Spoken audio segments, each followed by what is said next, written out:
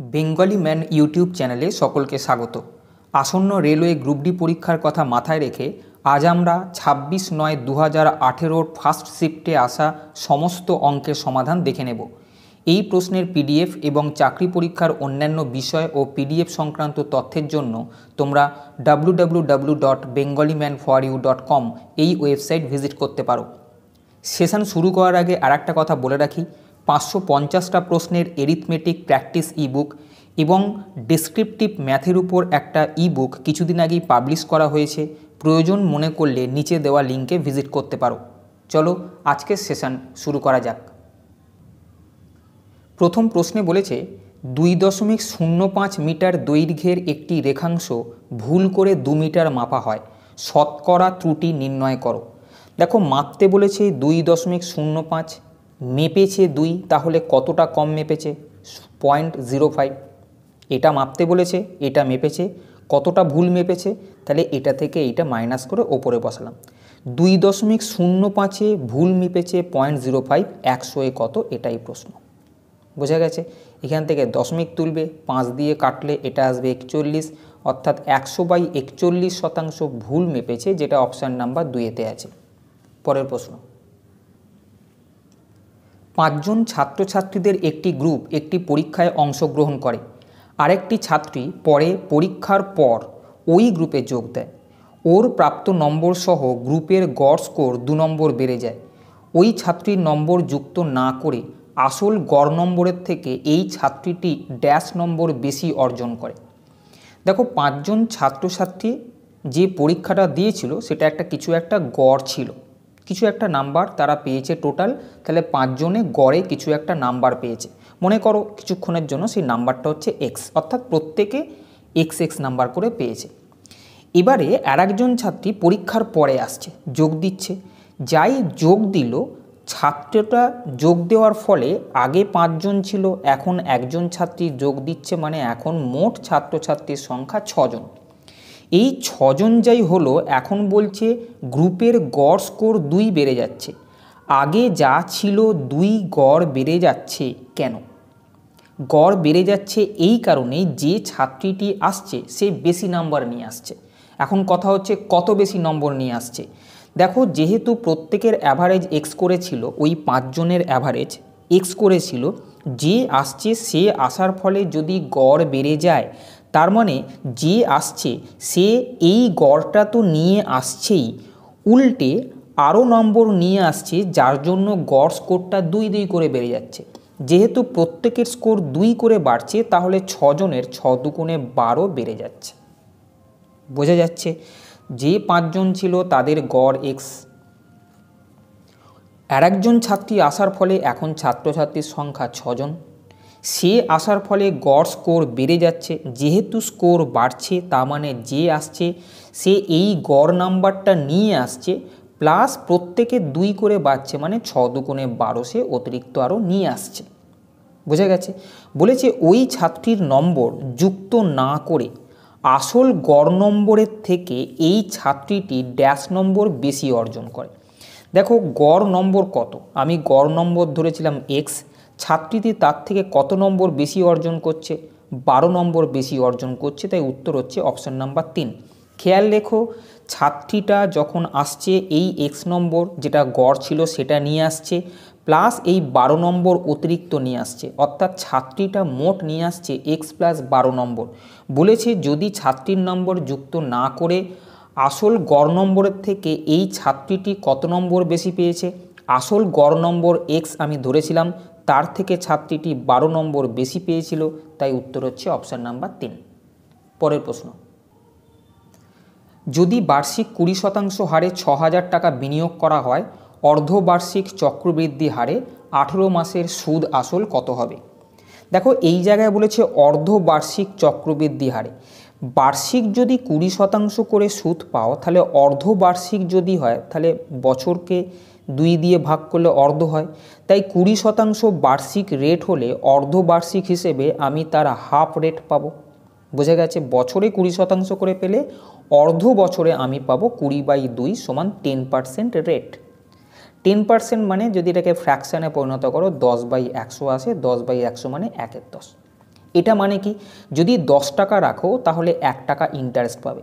তার মানে তুমি যদি 10 টাকা রাখো 11 টাকা কিন্তু একটা ব্লক পরে তুমি পাবে। একটা ব্লক বলতে কি বোঝাচ্ছি আমি, দেখো 6 মাস 6 মাস করে ব্লক আছে, এটা 6 মাস, এটা 6 মাস, এটা 6 মাস, মোট 18 মাসের সুদ আসল চেয়েছে। 18 মাস নিয়ে আসতে হবে, প্রতিটা ব্লক যদি 6 মাস 6 মাস করা হয়, 6 মাস 6 মাস 6 মাস, তাহলে 3 6 18 মাস হলো। এই 18 মাস আছে বলে 3টে ব্লক হয়েছে। প্রতিটা ব্লক পিরিয়ডে 10 টাকাটা 11 টাকা হবে। এরকম কতগুলো ব্লক আছে, 1 2 3টে ব্লক আছে, তাই এর মাথায় কিউব করে দাও। বোঝা যাচ্ছে? তাহলে এই সব অঙ্কগুলোর ক্ষেত্রে আমরা শুধু যদি অর্ধবার্ষিক বলে যে রেটটা বছরে থাকবে তাকে 2 দিয়ে ভাগ করে নেব, সেটাকে ফ্র্যাকশানে পরিণত করব, করে বলবো 10 টাকা হলে 1 টাকা ইন্টারেস্ট পাবো, অর্থাৎ 10 টাকা রাখলে আমি 11 টাকা সুদ আসল পাবো। যেহেতু 3টে ব্লক এখানে আছে, 3টে ব্লক কি করে বার করলাম, অর্ধবার্ষিক বলেছে মানে 6 মাস 6 মাস করে ব্লক করতে হবে। কতগুলো, 18 মাস। 18 মাসে ব্লক করতে হবে, আমি 6 মাস 6 মাস যেহেতু অর্ধবার্ষিক আছে তাহলে ব্লক করতে হবে 3টে ব্লক আমি করলাম। এই যে 3 লিখলাম এটা এই পাওয়ারে চাপিয়ে দাও। অর্থাৎ এটা বলতে বোঝায় 10-এর কিউব বা 1000 টাকা যদি ব্যাংকে রাখা হয়, 11-এর কিউব বা 1331 টাকা তুমি সুদ আসল পাবে। বোঝা গেছে? 11-এর কিউব সমান 1331। তাহলে 1000 টাকা রাখলে 1331 টাকা সুদ আসল পাবে, কিন্তু রেখেছিল 6000 টাকা, অর্থাৎ এটার ভ্যালু 6000 দেওয়া আছে। আমি বলেছি 1000 রাখলে 1331 পাবে, ওরা বলেছে 6000 টাকা রাখতে হবে, অর্থাৎ এটাকে 6 দিয়ে গুণ করা হয়েছে। তাহলে এটাকেও 6 দিয়ে গুণ করে তোমাদের উত্তর আসবে, অর্থাৎ সুদ আসল হবে 1331 গুণিতক 6। 1331কে 6 দিয়ে গুণ করলে 7986 টাকা হয়, যেটা অপশান নাম্বার 1-এতে আছে। পরের প্রশ্ন, একটি নির্দিষ্ট সময়ের মধ্যে 24 জন বিশেষজ্ঞ যতটুকু কাজ করতে পারেন তা 40 জন প্রশিক্ষণার্থী একই সময় করতে পারে। একটি কাজ 9 জন বিশেষজ্ঞ এবং 25 জন প্রশিক্ষণার্থীদের দ্বারা সম্পন্ন হয়। ওই একই কাজ কতজন পরীক্ষার্থী 12 জন বিশেষজ্ঞের সাথে করতে পারবে?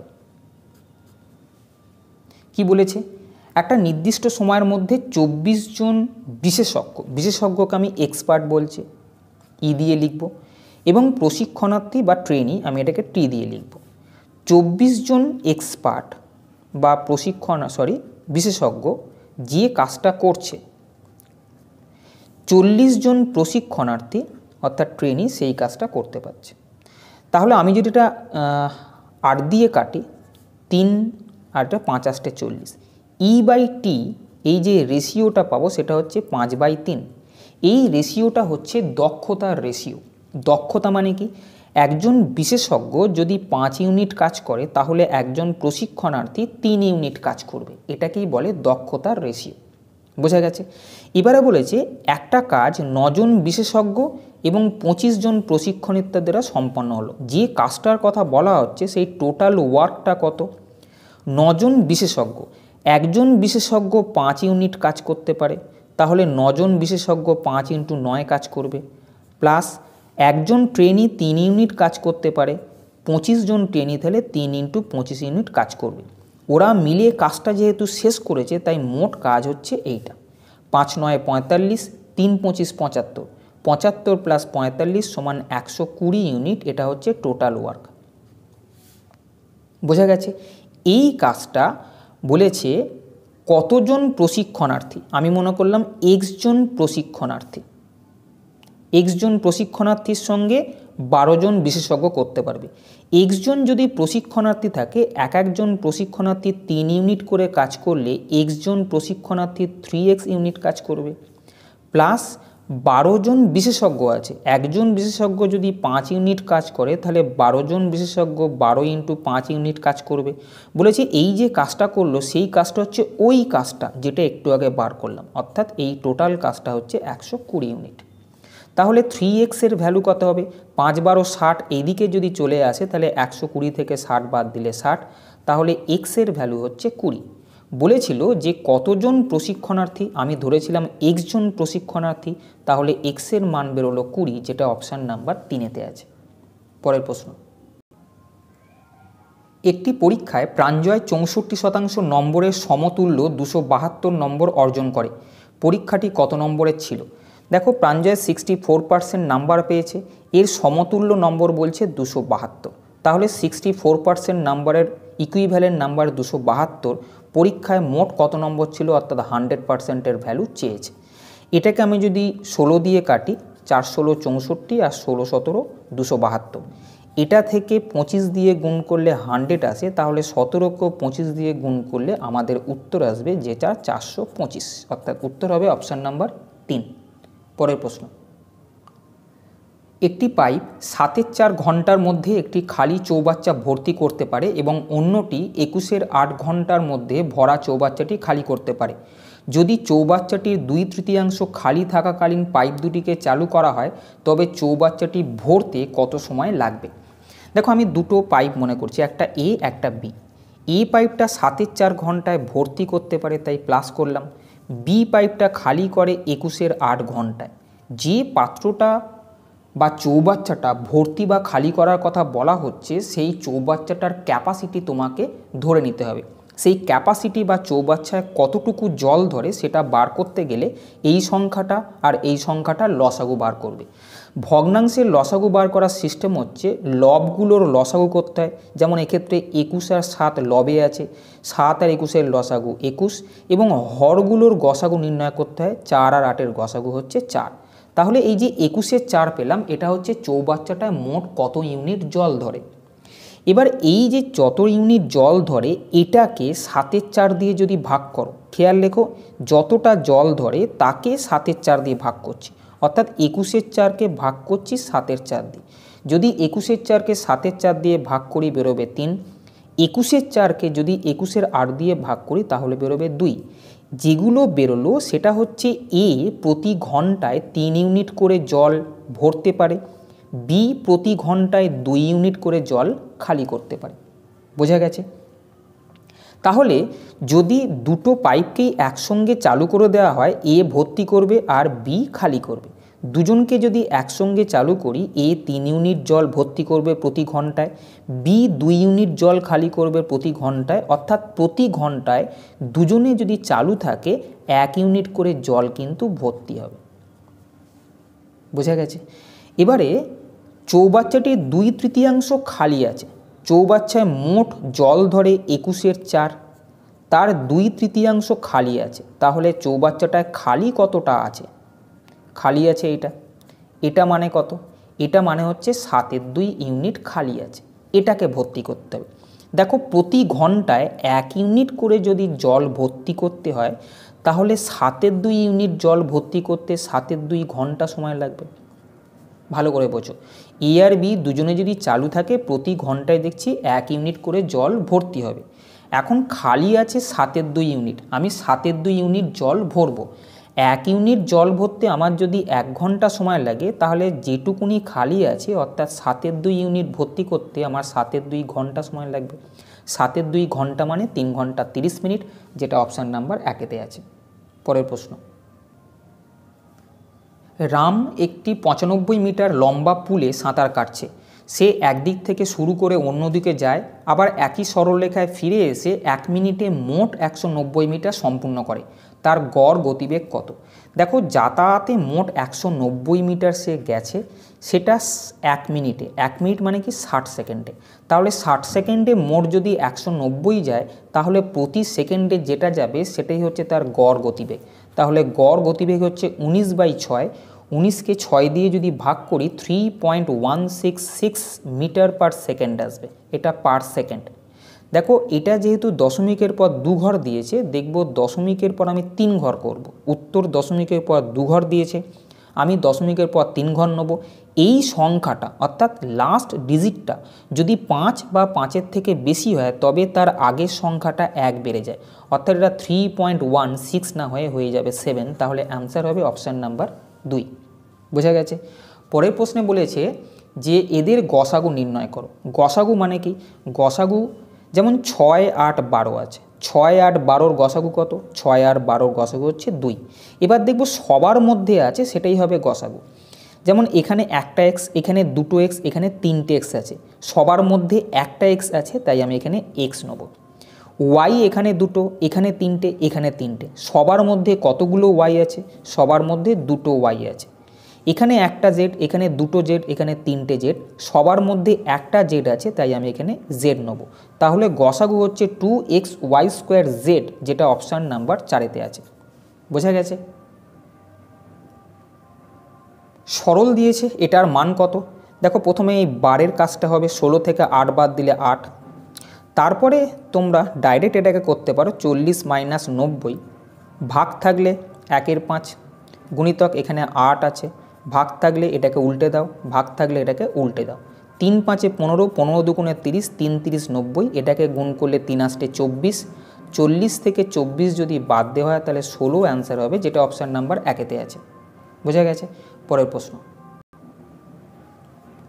একটি ঘনকের প্রান্তিকী সংখ্যা, প্রান্তিকী বলতে এজ, EDGE, প্রান্তিকী সংখ্যার দৈর্ঘ্যের সমষ্টি একটি বর্গক্ষেত্রের পরিসীমার দৈর্ঘ্যের 1/4 অংশ। যদি ঘনকের আয়তনের সাংখ্যমান বর্গক্ষেত্রের ক্ষেত্রফলের সাংখ্যমানের সমান হয় তবে ঘনকের একটি প্রান্তিকীর দৈর্ঘ্য কত? যেন ঘনক যেটা আছে, ঘনকের 12টা প্রান্তিকী হয়, 1, 2, 3, 4, এইভাবে 12টা প্রান্তিকী আছে। তাহলে প্রান্তিকীর সংখ্যা 12টা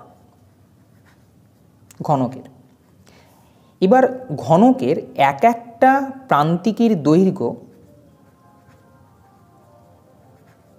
সেটা আমি x মনে করছি, আর বর্গক্ষেত্রের এক একটা বাহুর দৈর্ঘ্য, সেটা আমি y মনে করছি। বোঝা গেছে? এবারে বলেছে ঘনকের প্রান্তিকী সংখ্যার দৈর্ঘ্যের সমষ্টি, 12টা প্রান্তিকী আছে, এক একটা প্রান্তিকীর দৈর্ঘ্য যদি x হয় তাহলে 12টা প্রান্তিকীর দৈর্ঘ্য হবে 12x। এই সমষ্টিটা একটা বর্গক্ষেত্রের পরিসীমার দৈর্ঘ্যের 1/8 অংশ। বর্গক্ষেত্রের এক একটা বাহু যদি y হয় তাহলে বর্গক্ষেত্রের পরিসীমা হবে 4y, 4টে বাহু ইকুয়াল বাহু, তাই 4y হচ্ছে পরিসীমা। বর্গক্ষেত্রের পরিসীমার 1/8 অংশ বলে দিয়েছে। আমি এখান থেকে যদি কাটি তাহলে পাবো 12x = y/2, অর্থাৎ y এর ভ্যালু পাচ্ছি 24x। এবারে বলেছে যদি ঘনকের আয়তনের সাংখ্যমান, সাংখ্যমান যখন বলবে জাস্ট তার ফর্মুলাটা ফেলে দাও। ঘনকের আয়তনের সাংখ্যমান মানে ঘনকের আয়তনের ফর্মুলা হচ্ছে বাহুর কিউব। ঘনকের বাহুর দৈর্ঘ্য যদি x হয় তাহলে ঘনকের আয়তনের ফর্মুলা x-এর কিউব। এটাই হচ্ছে সাংখ্যমান, ফর্মুলা জাস্ট বসাবে। এটা বর্গক্ষেত্রের ক্ষেত্রফলের সাংখ্যমানের সমান। বর্গক্ষেত্রের বাহুর দৈর্ঘ্য যদি y হয় তাহলে বর্গক্ষেত্রের ক্ষেত্রফলের ফর্মুলা হচ্ছে y²। এটা সমান বলে দিয়েছে। কি বার করতে বলেছে? ঘনকের একটি প্রান্তিকীর দৈর্ঘ্য, অর্থাৎ x-এর ভ্যালু বার করতে বলেছে, তাই x-টাকে রাখবো, আমি y-টাকে হাঁটাবো। দেখছি y-এর ভ্যালু 24x, তাই y-এর জায়গায় আমি 24x বসিয়ে দেবো, দিয়ে তার স্কোয়ার ছিল লিখে দিলাম। 24x² মানে হচ্ছে 576x²। এই দুটো x² থেকে কেটে যাবে এটা, তাহলে x-এর ভ্যালু হবে 576। x মানে কি? ঘনকের একটা প্রান্তিকীর দৈর্ঘ্য x, সেটাই চেয়েছে, তাই উত্তর হবে অপশান নাম্বার 3। পরের প্রশ্ন বলেছে যদি x4584 সংখ্যাটি 11 দ্বারা বিভাজ্য হয় তবে x-এর মান কত? দেখো 11 দ্বারা বিভাজ্য সংখ্যার ক্ষেত্রে জানি এইগুলোর যোগফল থেকে এইগুলোর যোগফল বিয়োগ করলে সেটা 0 অথবা 11-র গুণিতক হতে হবে। দেখছি এই দুটোকে যোগ করলে 8 আর 4 12 হচ্ছে, এই দুটোকে যোগ করলে 4 আর 5 9 হচ্ছে। এটা যদি 3 হয় তবে 4 আর 5 9 আর 3 12 লিখব। এই দুটোর বিয়োগফল 0 হলে তবেই সেটা 11 দিয়ে বিভাজ্য হবে। তাই আমি এখানে বলবো x-এর মান 3, যেটা অপশান নাম্বার 3-এতে আছে। পরের প্রশ্ন 30 মিনিট ও 40 মিনিটের অনুপাত করছো, 3:4 হবে। পরের প্রশ্ন একটি ইটের আয়তন হলো 20 সেমি × 12 সেমি × 8 সেমি, 16.8 মিটার উচ্চতা, 2.5 মিটার প্রস্থ ও 12 সেমি পুরু একটি দেয়াল বানাতে এই রকম কতগুলি ইটের প্রয়োজন? যে দেওয়ালটা আছে সেগুলো মিটারে দেওয়া আছে আর একটা জায়গা সেন্টিমিটার দেওয়া আছে, আর ইটগুলো সেন্টিমিটারে দেওয়া আছে। খেয়াল করো পরিমিতির ক্ষেত্রে ইউনিটগুলো কিন্তু খুব গুরুত্বপূর্ণ। 16.8 মিটার, এটাকে আমি সেন্টিমিটারে যদি প্রকাশ করি তাহলে 1680। এটা হলো উচ্চতা। প্রস্থ 2.5 অর্থাৎ 250 সেন্টিমিটার, আর পুরু 12 সেন্টিমিটার দেওয়া আছে। আমি দেওয়ালটার আয়তন নির্ণয় করলাম, দৈর্ঘ্য গুণিতক প্রস্থ গুণিতক উচ্চতা, এটা হচ্ছে দেওয়ালটার আয়তন। এই পুরো দেওয়ালটা করতে হবে, এক একটা ইটের আয়তন কত, 20 গুণিতক 12 গুণিতক 8। টোটাল দেয়ালের আয়তনকে এক একটা ইটের আয়তন দিয়ে ভাগ করলে মোট কতগুলো ইট লাগবে সেটা আমি পেয়ে যাব। বোঝা যাচ্ছে? দেয়ালের আয়তনকে এক একটা ইটের আয়তন দিয়ে ভাগ করো। এখানে 12 12 কেটে দাও, 0 0, 8 2 × 16, 16 1 × 16, 5 16 80। 105কে যদি 25 দিয়ে গুণ করি 2625 বেরোবে, যেটা অপশান নাম্বার 3-এতে আছে। পরের প্রশ্ন, একটি বেকারি রুটি, কেক, দমকা এবং হোলগ্রেন বিস্কুট বিক্রি করে। প্রতিদিন তারা উপরে উল্লিখিত আইটেম তৈরি করতে সব কাজেই মোট 9 কেজি ময়দা ব্যবহার করে। অর্থাৎ এই যে 4টে আইটেম তৈরি করতে তাদের মোট 9 কেজি ময়দা লাগে। যদি তারা কেক তৈরি করতে এসব কাজে ব্যবহৃত মোট ময়দার 20% ব্যবহার করে, তবে কেক তৈরিতে ব্যবহৃত ময়দার পরিমাণ কত গ্রাম ছিল? দেখো, বলেছে কেক তৈরি করতে এসব কাজে ব্যবহৃত মোট ময়দার 20%, মোট ময়দা 9 কেজি, তার 20% ব্যবহার করছে। 9 কেজি 20%, কিন্তু এটাকে গ্রামে পরিণত করতে হবে। কেজি আছে, গ্রামে পরিণত করার জন্য 1000 দিয়ে গুণ করো, কেন 1 কেজি সমান 1000 গ্রাম। এটাকে জাস্ট কাটো, যেটা উত্তর হবে, অর্থাৎ 1800 গ্রাম ময়দা লাগবে, যেটা অপশান নাম্বার 3-এতে আছে। পরের প্রশ্ন, 15 প্রশ্নে দিয়েছে যদি cot 4 theta plus cot square theta সমান 2.2 হয়, তাহলে cosec 4 theta minus cosec square থিটার মান কত? দেখো, কোসেক আর কটের কথা বলেছে।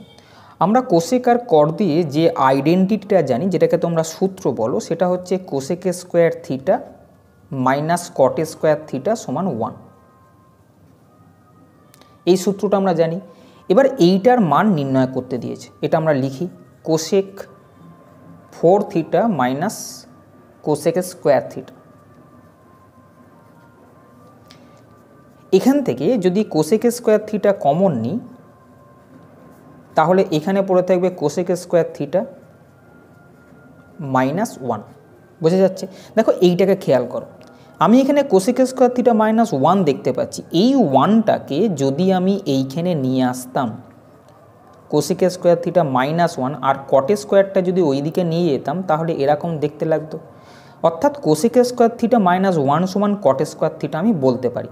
এই কট স্কোয়ার থিটাটা আমি এই জায়গায় লিখে দিচ্ছি। এখানে যেরকম কোসেক স্কোয়ার থিটা ছিল সেটা থাকুক, ইন্টু এটার ভ্যালু কট স্কোয়ার থিটা। আবার দেখো, আমি যদি এইখানে কোসেক স্কোয়ার থিটা, এটা থেকে এইটা পেয়েছিলাম, আবার এটা থেকে আমি এটাও পেতে পারতাম যে কোসেক স্কোয়ার থিটা সমান 1 প্লাস কট স্কোয়ার থিটা, এটাও লিখতে পারতাম। এটাকে ফিক্সড রেখে কট স্কোয়ারটা যদি ওদিকে নিয়ে যেতাম, তাহলে এইটা আসতো। তাহলে কোসেক স্কোয়ার থিটার জায়গায় আমি 1 প্লাস কট স্কোয়ার থিটা লিখতে পারি। এই কোসেক স্কোয়ার থিটার জায়গায় আমি 1 প্লাস কট স্কোয়ার থিটা যেটা বেরোচ্ছে সেটা এখানে লিখে দিলাম। এখানে কট স্কোয়ার থিটা যেরকম ছিল লিখে রাখলাম। এবার জাস্ট ব্র্যাকেটটা খোলো, cot square theta plus cot 4 theta. Cot square theta plus cot 4 থিটার ভ্যালু প্রথমেই দিয়ে রেখেছিল, যেটা হচ্ছে 2.2। অর্থাৎ এইটার উত্তর হলো 2.2, যেটা অপশান নাম্বার 2-এতে আছে। বোঝা গেছে? পরের প্রশ্ন, একটি মুদি দোকানে দুজন আলাদা বিক্রেতার কাছ থেকে 600 বোতল প্যাকেটে জুস সংগ্রহ করা হলো। এগুলি 20% বিক্রেতা 1 এবং 80% বিক্রেতা 2-এর কাছ থেকে নেওয়া। প্রতি বোতলের দাম হলো 25 টাকা। বিক্রেতা 2-এর বোতলগুলি ভালো করে দেখে দোকানি বুঝতে পারলেন সেগুলির 25%কে কেবল আর একদিন দোকানে রাখা যাবে। তিনি সেগুলোকে ফেরত দেবেন ঠিক করলেন। বিক্রেতা 2-এর কাছ থেকে তিনি কত টাকা ফেরত পাবেন? কি বলেছে? একজন মুদি দোকান কী করছে, 600 বোতল প্যাকেটে জুস নিচ্ছে দুজনের কাছ থেকে। একটা বিক্রেতা 1 আছে আর একটা বিক্রেতা 2 আছে। এরা দুজন মিলে জুস দিয়েছে, জুসের প্যাকেট দিয়েছে মুদির দোকানে। প্রথমজন 20% দিয়েছে আর দ্বিতীয়জন 80% দিয়েছে। যদি এটাকে রেশিও করো তাহলে 1:4 এই রেশিওতে তারা জুস দিয়েছে। বোঝা গেছে? 600 বোতল আছে, তার মধ্যে দুজনে মিলে 4 + 1 5 ইউনিট দিয়েছে, অর্থাৎ 5 ইউনিটের ভ্যালু যদি 600 হয় তাহলে 1 ইউনিটের ভ্যালু 120। অর্থাৎ প্রথম যে বিক্রেতা আছে সে 120 প্যাকেট জুস দিয়েছে, আর দ্বিতীয় বিক্রেতা যে আছে 1 ইউনিটের ভ্যালু 120 বলে 4 ইউনিটের ভ্যালু 4 × 12 = 48, 480 বোতল প্যাকেট জুস দিয়েছে। বোঝা গেছে? মুদিকে 120 বোতল এ দিয়েছে আর 480 বোতল এ দিয়েছে। এবারে যখন চেক করছে তখন দেখছে যে 25%কে আর একদিন রাখা যাবে। বিক্রেতা 2 যেগুলো দিয়েছে, বিক্রেতা 2 দিয়েছে 480 বোতল, তার 25%কে আর একদিন রাখা যাবে বলে সেগুলোকে তিনি ফেরত দেবেন, অর্থাৎ 480 25% সে ফেরত দিয়ে দেবে।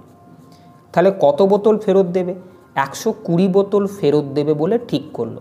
বলেছে যদি ফেরত দেয় এই 120 বোতল তাহলে তার কাছ থেকে কত টাকা ফেরত পাবে।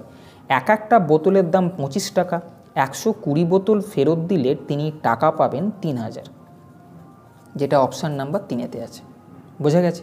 পরের প্রশ্ন, ব্রিজ একটি দেওয়াল একা 7.2 দিনে রং করতে পারে, যেখানে মধু এই দেয়াল একা 10.8 দিন সময় নেয় রং করতে। যদি তারা একসঙ্গে কাজ করে তবে দেওয়ালটির 5/6 অংশ রং করতে তারা কতদিন সময় নেবে? দশমিক দিয়ে এই জাতীয় অঙ্কগুলো 2018 গ্রুপ ডি পরীক্ষায় কিন্তু খুব এসছে। প্রতিটা শিফটেই একটা অথবা দুটো করে কিন্তু থাকছিলই। আমি বলেছিলাম দশমিককে তুলে দাও, একে 10 দিয়ে গুণ করো, একে 10 দিয়ে গুণ করো, তাহলে এইটা হবে 72, এইটা হবে 108। এটা ব্রিজ এবং এটা মধু। কি করলাম? আমি 10 দিয়ে গুণ করলাম। 10 দিয়ে যেহেতু গুণ করে দিয়ে দশমিক তুলেছি, যখন উত্তর করব তখন 10 দিয়ে ভাগ করে নেব। আমি যদি গুণ করি তাহলে ভাগ করব, যদি ভাগ করি তাহলে উত্তর করার সময় গুণ করে নেব। তাহলে আমি এখন এইভাবে মেনে চলবো যে ব্রিজ 72 দিনে আর মধু 108 দিনে একটা দেওয়াল রং করে। কোন দেওয়াল? যে দেওয়ালটা রং করার কথা বলা হচ্ছে সেই দেওয়ালটা টোটাল কতটা, সেটা হবে 72 আর 108-এর লসাগু, সেটা হচ্ছে 216। এটা হচ্ছে মোট দেওয়াল। এবার 216কে 72 দিয়ে ভাগ করলে 3 পাবো, 216কে 108 দিয়ে ভাগ করলে 2 পাবো। এই যে ভাগটা করলাম এটা কি বেরোবে? এটা হচ্ছে ব্রিজ প্রতিদিন কতটা করে দেওয়াল রং করে এবং মধু প্রতিদিন কতটা করে দেওয়াল রং করে। বোঝা গেছে? এবারে দেখো বলেছে দেওয়ালটার 5/6 অংশ রং করতে হবে। মোট দেওয়াল 216, তার 5/6 অংশ রং করতে হবে, মানে রং করতে হবে 180। এটা রং করতে হবে। কাদেরকে রং করতে হবে? তাদের একসঙ্গে রং করতে হবে। যদি ব্রিজ আর মধু একসঙ্গে রং করে তাহলে ব্রিজ প্রতিদিন 3 ইউনিট করে রং করবে এবং মধু প্রতিদিন 2 ইউনিট করে রং করবে, অর্থাৎ তারা দুজনে মিলে প্রতিদিন 5 ইউনিট করে রং করবে।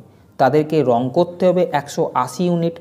দুজনে মিলে প্রতিদিন যদি 5 ইউনিট করে রং করে তাহলে রং করতে সময় লাগবে 36 দিন।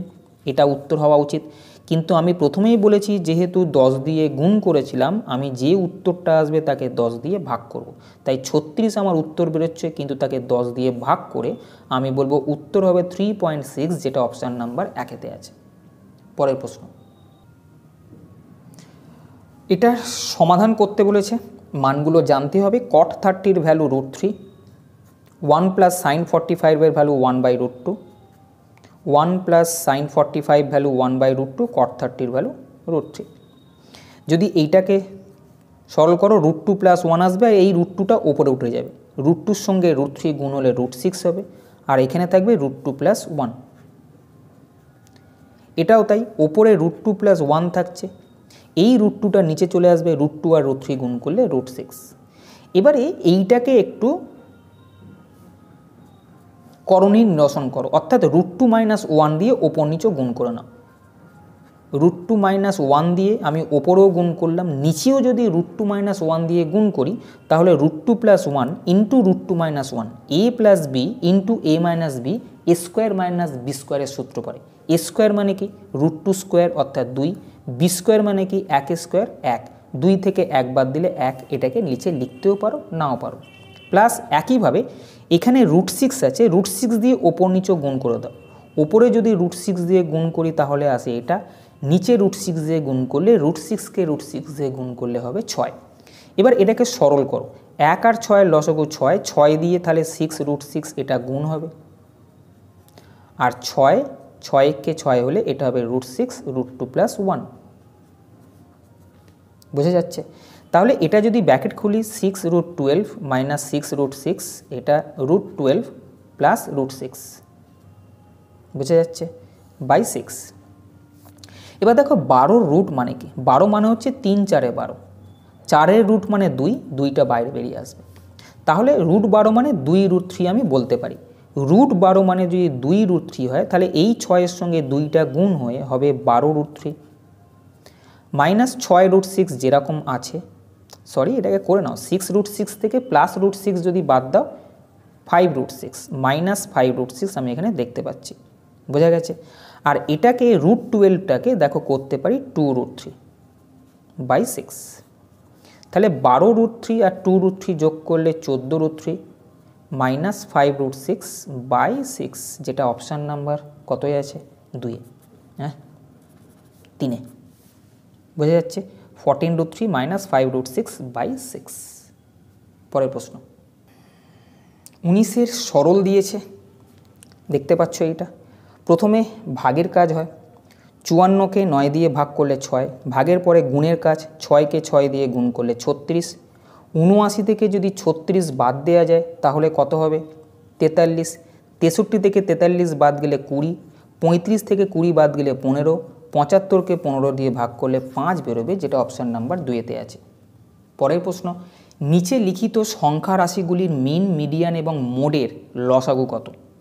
এর আগে গ্রুপ ডির পরীক্ষায় যে সমস্ত প্রশ্নগুলো করিয়েছিলাম সেখানে শুধু একটা রাশি দিয়ে বলেছিল মিন, মিডিয়ান, মোড বার করো। এখানে বলেছে মিন, মিডিয়ান, মোড বার করে তার লসাগু বার করো। খুবই সোজা। মোড কি করে বার করতে? এই যে সংখ্যাগুলো আছে এই সংখ্যাগুলোর মধ্যে যে সংখ্যাটা সবথেকে বেশিবার এসছে সেটা হবে মোড। যদি খেয়াল করো এখানে 4 একবার, দুবার, 3বার সবচেয়ে বেশিবার এসছে। 4 যেহেতু সবচেয়ে বেশিবার এসছে তাই মোড হবে 4, যে সবচেয়ে বেশিবার আসবে সে হবে মোড। মিডিয়ান কোনটা হবে?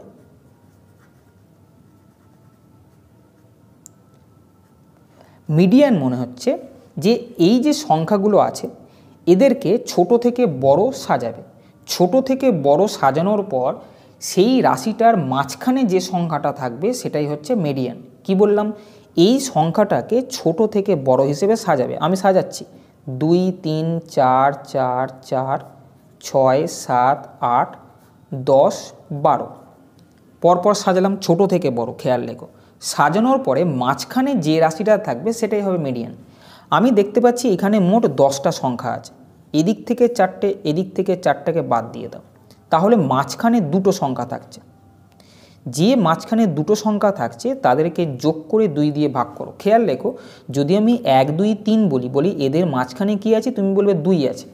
কেন? এটা মোট বিজোড় সংখ্যা আছে, 3 পিস আছে, 1 পিস 2 পিস 3 পিস, সেক্ষেত্রে মাঝখানের সংখ্যা বার করা খুব সুবিধে। কিন্তু যে ক্ষেত্রে জোড় সংখ্যা থাকবে, যেমন এখানে 10 পিস আছে, সেক্ষেত্রে কী হবে? মাঝখানের দুটোকে যোগ করে 2 দিয়ে ভাগ করে নেবে। এক্ষেত্রে 4টে 4টে বাদ দিলে মাঝখানে দুটো, এই দুটো থাকছে, এই দুটোকে যোগ করে নিয়ে তখন 2 দিয়ে ভাগ করবে, অর্থাৎ এই দুটোর গড় বার করবে। 4 আর 6 10কে 2 দিয়ে ভাগ করলে 5, এই গড়টাই তখন হবে মিডিয়ান। আর বার করতে হবে মিন। মিন মানে গড়। যেভাবে গড় বার করো, এখানে যে সংখ্যাগুলো আছে তাদের টোটাল হচ্ছে 60, 2 + 3 + 4 প্লাস এভাবে যোগ করো সবগুলোকে 60। মোট 10টা সংখ্যা আছে, 60কে 10 দিয়ে ভাগ করলে 6 হয়, এটাই হচ্ছে গড়। বলেছে এই যে মিন, মিডিয়ান, মোট পাওয়া গেল, এদের লসাগু বা এলসিএম কত? 4 5 6 লসাগু 60, যেটা অপশান নাম্বার 3-এতে আছে। পরের প্রশ্ন, একটা সরল দিয়েছে, 3 থেকে 0.2 বাদ দিলে 2.8, 3.2 এটা যোগ করলে 3.2 হবে, 3.2কে 0.1 দিয়ে যদি গুণ করি 0.32 হবে। এবার এটাকে 100 দিয়ে গুণ করে দাও, 280 বেরোবে আর 32 বেরোবে। এটাকে কাটো, 8 দিয়ে কাটবে 4 আষ্টে 32, 3 আষ্টে 24, 5 আষ্টে 40, 35/4 8.75। 8.75 কোথায় আছে? অপশান নাম্বার 4-এতে আছে। পরের প্রশ্ন, একটি রম্বসের একটি বাহুর দৈর্ঘ্য হলো 37 সেমি এবং ক্ষেত্রফল 840 সেমি স্কোয়ার। এর কর্ণগুলির দৈর্ঘ্যের সমষ্টি নির্ণয় করো। এই একটা রম্বস আছে, এই একটা কর্ণ, এই একটা কর্ণ। এই কর্ণটার দৈর্ঘ্য টোটালটা আমি 2x মনে করছি, আর এই কর্ণটার দৈর্ঘ্য আমি 2y মনে করছি। তাহলে এইখান থেকে এই পর্যন্ত x আর এখান থেকে এই পর্যন্ত y। রম্বসের কর্ণগুলো পরস্পরকে সমকোণে ছেদ করে, তাহলে এটা হচ্ছে সমকোণ। বোঝা গেছে? সমকোণে সমদ্বিখণ্ডিত করে। তাহলে এই টোটালটা যদি 2x হয় তাহলে এটা x, টোটালটা 2y হলে এইটা হচ্ছে y, আর এটা হচ্ছে 90 ডিগ্রি। বাহুর দৈর্ঘ্য 37, অর্থাৎ এটা হচ্ছে 37। বোঝা গেছে? তাহলে আমরা জানি এইটা যদি সমকোণী ত্রিভুজ হয় তাহলে লম্ব স্কোয়ার প্লাস ভূমি স্কোয়ার সমান অতিভুজের স্কোয়ার। এটা আমি লিখতে পারি। আর একটা কী বলেছে?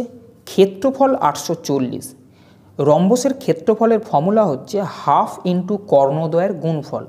হাফ ইন্টু কর্ণদ্বয়ের ডায়াগোনাল 1 আর ডায়াগোনাল 2 এর গুণফল, এটা হচ্ছে ক্ষেত্রফল।